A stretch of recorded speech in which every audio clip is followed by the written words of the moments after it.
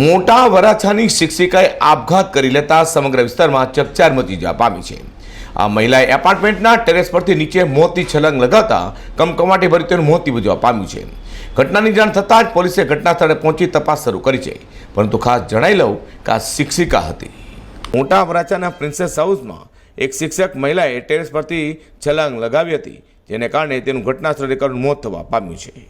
અંદાજે 24 વર્ષની વયની શિક્ષિકાએ આ પગલું કેમ ભર્યું તેને લઈને સૌ કોઈ ચોંકી ગયા છે। મહિલા નાના વરાછા ગવર્મેન્ટ સ્કૂલમાં શિક્ષક તરીકે ફરજ બજાવે છે। મોતની છલાંગ લગાવવાનું કારણ હાલ અકબંધ છે। અમરોલી પોલીસને જાણ થતાં જ ઘટના સ્થળે પહોંચીને તેમના પરિવારજનોના નિવેદન લેવાનું શરૂ કર્યા હતા। પોલીસે પાડોશીઓને પણ પૂછપરછ કરી હતી, જેમાં મહિલા સાથે ઘરમાં કોઈ પણ બનાવ થયો છે કે કેમ તે અંગેની પણ તપાસ કરી।